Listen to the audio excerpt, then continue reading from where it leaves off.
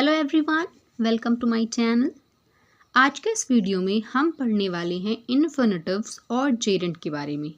इन्फिनिटिव्स और जेरेंड क्या होते हैं, उनका क्या अर्थ होता है और कैसे हम उनका यूज़ करते हैं।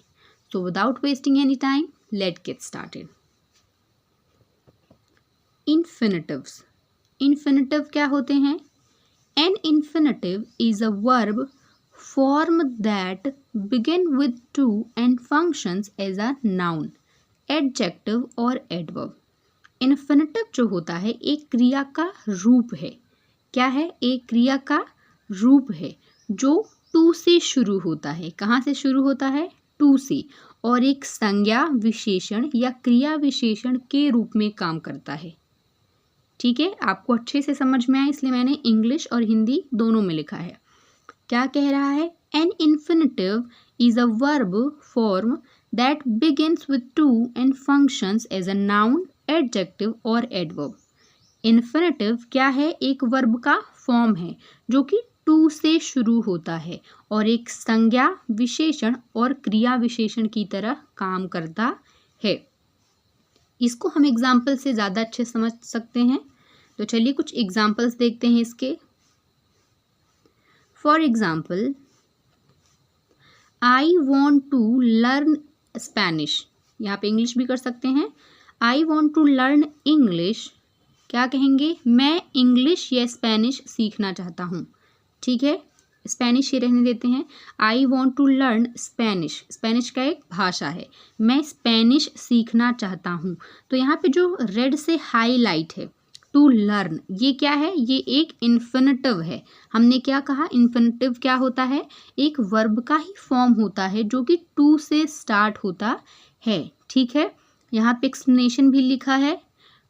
Here to learn is an infinitive phrase functioning as a direct object. ठीक है, टू लर्न यहाँ पे क्या है? एक इन्फिनिटिव है जो कि ऑब्जेक्ट की तरह काम कर रहा है। नेक्स्ट एग्जाम्पल देखते हैं। क्या लिखा है यहाँ पे?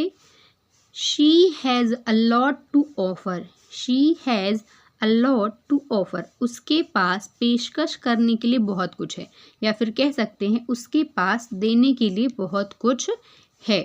ठीक है, टू ऑफर क्या हो गया? हमारा इन्फिनिटिव हो गया। ठीक है, नेक्स्ट एग्जाम्पल है हमारा, I am going to study abroad. मैं विदेश में पढ़ाई करने जा रहा हूँ। टू स्टडी, टू स्टडी क्या है हमारा? हमारा टू स्टडी है इन्फिनिटिव। ठीक है, यहाँ पे इसका एक्सप्लेनेशन देख लेते हैं। Here to study is an infinitive phrase functioning an adverb. ठीक है, functioning as an adverb, adverb की तरह काम कर रहा है ये इन्फिनिटिव। ठीक है, नेक्स्ट एग्जाम्पल है हमारा, टू ईर इज ह्यूमन। टू ईर इज ह्यूमन का अर्थ क्या होता है? गलती करना मानवीय स्वभाव है। ठीक है, टू ईर हमारा क्या है?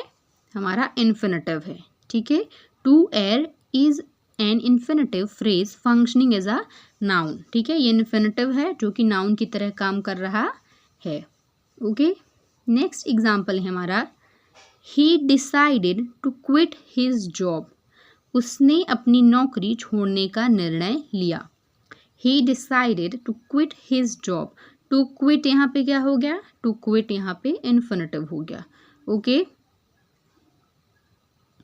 अब हम जेरेंड के बारे में समझते हैं कि जेरेंड क्या होता है और उसका कैसे यूज़ करते हैं।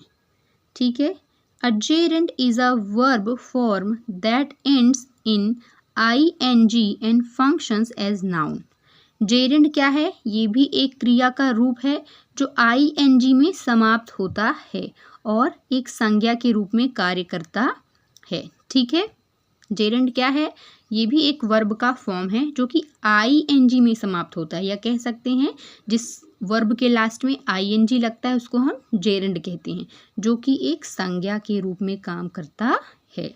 ओके, इसको भी कुछ एग्जाम्पल से समझते हैं।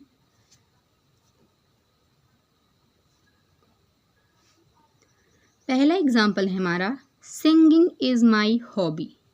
सिंगिंग इज़ माई हॉबी, गाना मेरा शौक है। अब हमने क्या कहा? जेरेंड क्या होते हैं? ऐसे वर्ब की फॉर्म है जिनके लास्ट में ing होता है, ठीक है, या ऐसे वर्ब जिनका जो एंड है वो ing से होता है। जैसे सिंग वर्ब क्या है हमारा, सिंग है, लेकिन इसके लास्ट में हमने ing लगा दिया, क्या हो गया, ये जेरेंड हो गया, ठीक है। और एज अ नाउन काम करता है, एज अ कर्ता, क्या कहते हैं, संज्ञा के रूप में काम करता है।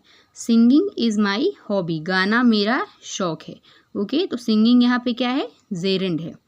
इसका एक्सप्लेनेशन देख लीजिए। Singing is a gerund functioning as a subject, ठीक है, सिंगिंग यहाँ पे सब्जेक्ट के रूप में काम कर रहा है, क्योंकि फर्स्ट प्लेस पे हमेशा क्या होता है, सब्जेक्ट। ओके, नेक्स्ट है हमारा I love reading books. I love reading books, मुझे पुस्तकें पढ़ना पसंद है। अब रीडिंग क्या है यहाँ पे, इन्फिनिटिव्स है, लेकिन ऑब्जेक्ट की तरह काम कर रही है क्योंकि फर्स्ट प्लेस पे नहीं है। Okay, reading is a gerund functioning as a direct object. Next example है हमारा dancing is fun. Dancing is fun, नृत्य करना या डांस करना मज़ेदार है।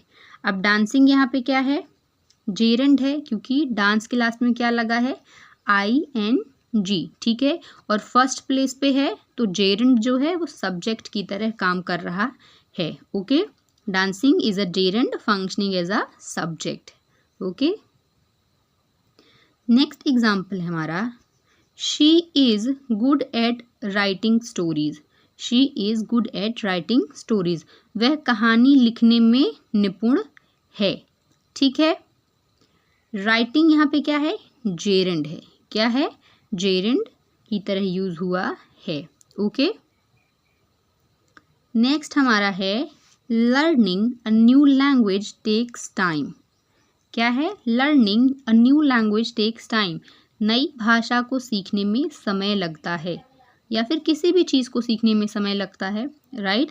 तो यहाँ पे क्या है, learning a new language takes time. Learning क्या है यहाँ पे, हमारा इन्फिनिटिव्स है जो कि सब्जेक्ट की तरह यूज हुआ है।